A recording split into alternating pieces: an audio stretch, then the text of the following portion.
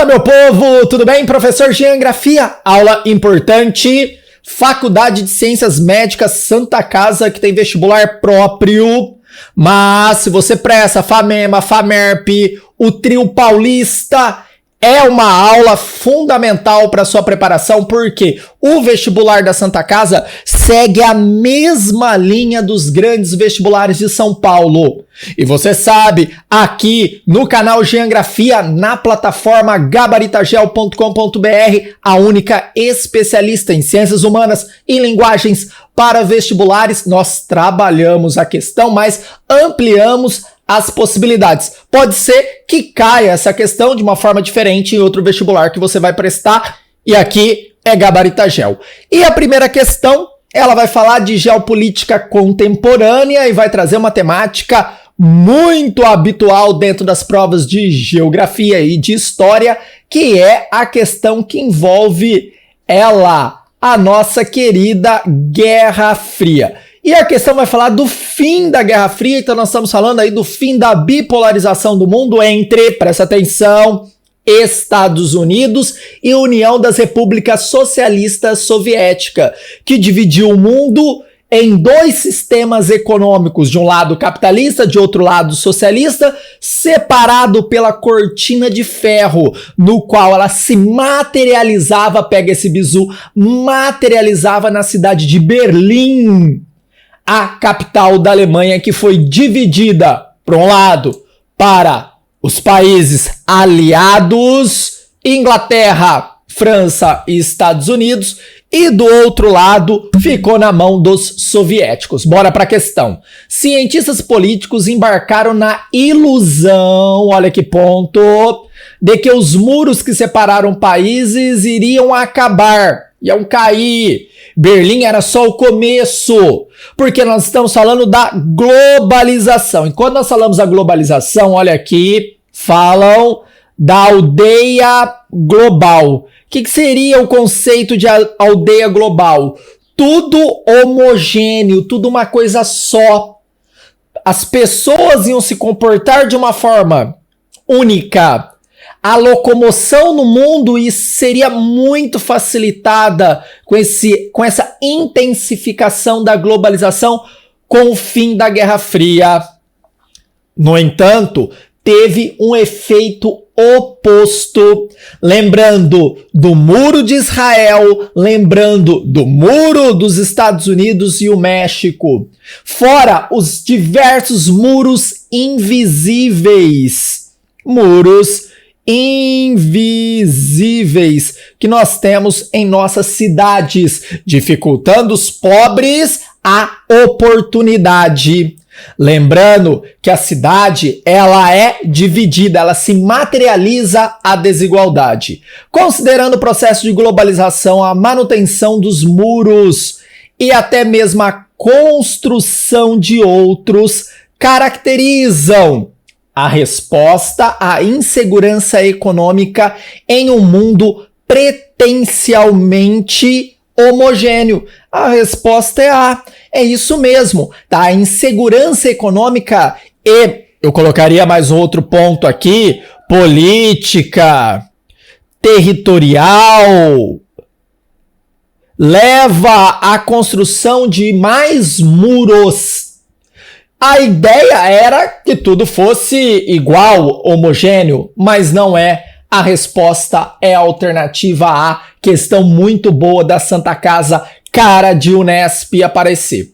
Outra questão bem suave na nave, eu, professor Geografia, aqui no canal, na plataforma gabaritagel.com.br, sempre falo disso porque não cai, despenca, tá toda hora nas provas.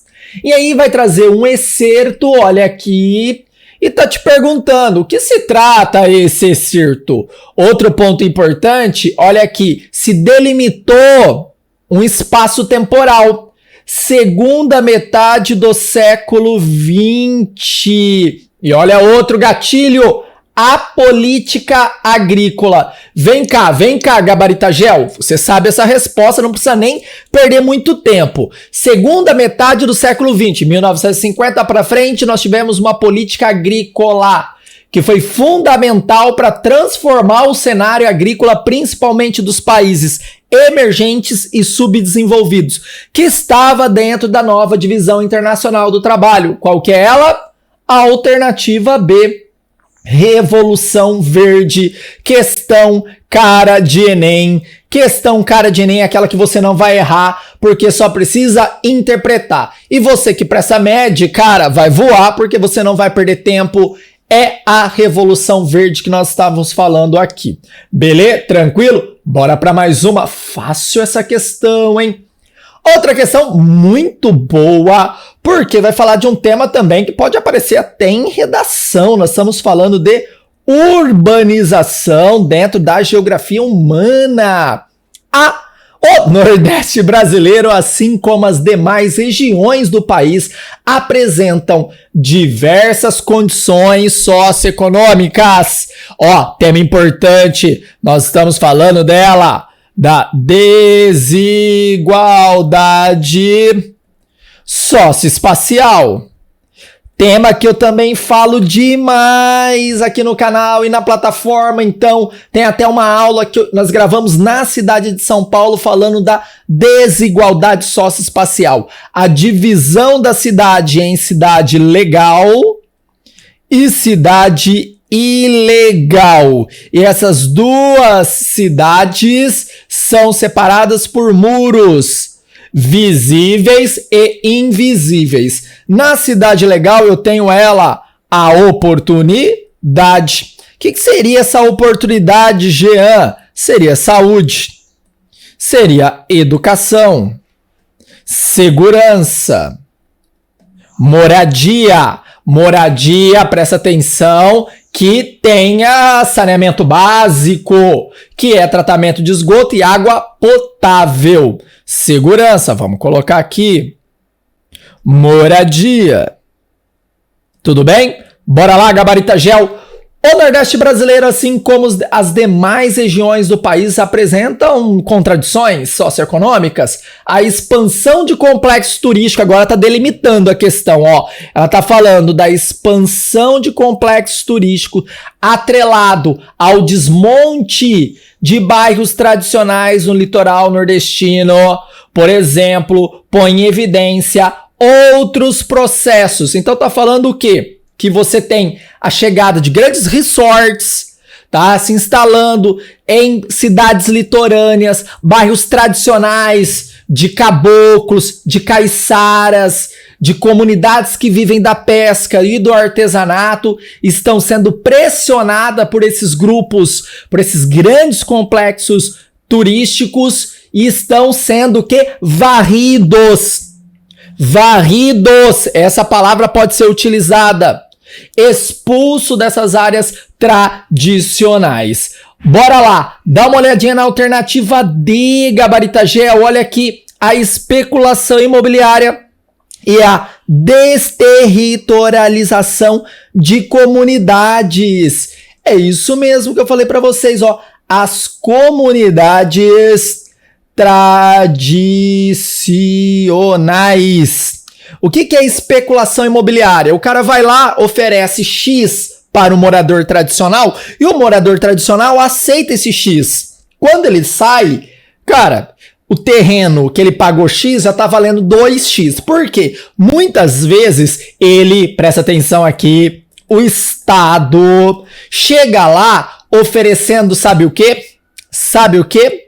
Infraestrutura para esse complexo hoteleiro, consequentemente há mais valorização. Mas por que o Estado faz isso? Com aquela questão de geração de emprego, e aí tem outro lado sujo que é a corrupção. Questão muito boa, aqui você tem uma cara de FUVEST, primeira fase. Bora lá, Gabarita Gel, tamo junto! É uma questão que apresenta gráficos pra gente analisar. Bem cara de FUVEST. FUVEST adora, te joga 2 mapas do além. Olha aqui, o mapa tá falando da questão agrária no Brasil. Primeiro ponto, quando eu falo questão agrária, estou falando de concentração. E aí? Concentração de terras. Então, muita terra na mão de poucos, muita terra na mão de poucos, tudo bem? Isso acontece desde quando, Jean? Desde as capitanias hereditárias. E isso vai até hoje. Se intensifica quando, Jean? Com a lei de terras. Lei de terras. Então nós tivemos a capitanias hereditárias, tivemos as sesmarias e também tivemos ela, a lei de terras. Só tem terra quem tem? Dinheiro. Bora lá. O que tá mostrando aqui, ó? Que se você passar um risco, já fica muito claro, né, essa diferenciação. Que na região nordeste e na região norte, você tem a maior concentração de alguma coisa, porque tende a cor ser mais escura. Já aqui embaixo, olha aqui, você vai tendo uma claridade aqui, né? Tá ficando mais amarelinho, então está diminuindo. Então, no centro-sul, isso diminui. Já no mapa 2, é inversamente proporcional. Olha a matemática aí, cara, credo. No nordeste e no norte, você vai ter o quê? Uma cor mais clara. E no centro-sul, uma cor mais escura. Considerando seus conhecimentos sobre a questão agrária brasileira, será que eu estou falando de concentração de terras? Pode-se afirmar que o mapa 1 e o mapa 2 apresentam gatilho, respectivamente, estabelecimentos agropecuários com. Tá querendo saber qual a característica do agrupamento populacional que vive da agricultura. Vamos analisar cada uma aqui. Vamos lá.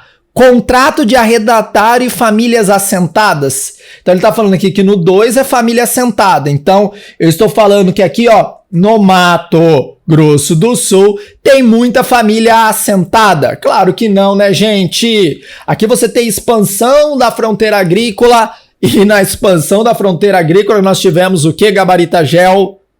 A concentração de terras. Você tem grandes latifúndios, produtor de soja e pecuária. Não é.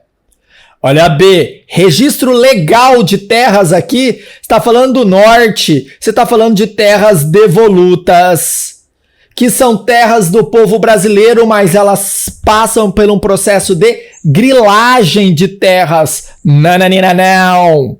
Bora lá, vamos cortar. E olha aqui, gente, terras devolutas no 2, não é. Registro legal, cara, nada a ver, pelo amor de Deus, risca isso aqui. Deixa aquela galera que estuda lá naquela outra plataforma marcar. Ó, C, mão de obra familiar e mão de obra assalariada. Pode ser. Vamos lá, olha D.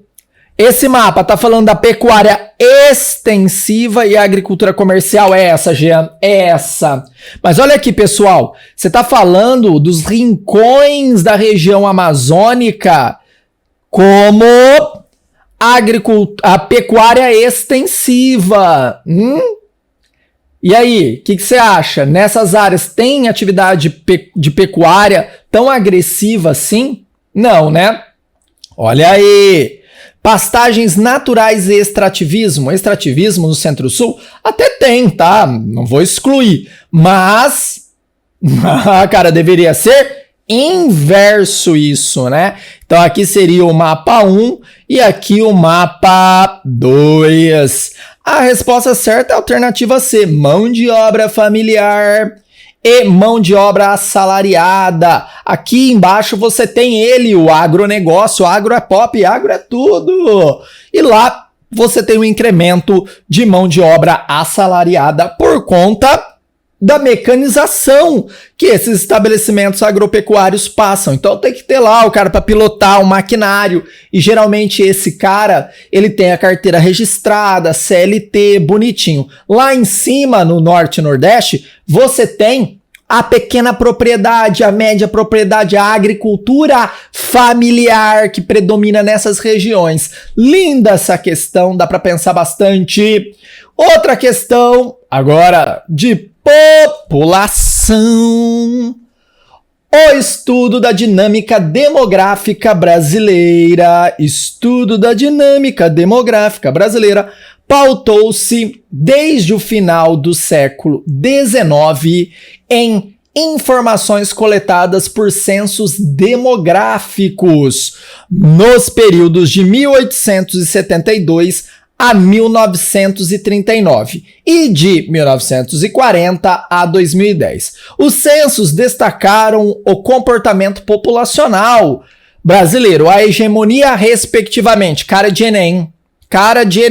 Tá, qual era o comportamento da população brasileira no final do século XIX e quase na metade do século XX? Aqui, eu tenho escravidão, eu tenho urbanização. Vamos analisar isso aqui primeiro, ó. Escravidão, ainda tem. Ai, Jean, meu Deus, tem. B, da urbanização, nós não temos um processo de urbanização tão rápido e tão claro nesse período. A gente vai ter, sim, aqui, ó, 1940 a 2010. Principalmente de 1940 a 1980. Vamos lá. Bônus demográfico? Não, nada a ver isso aqui.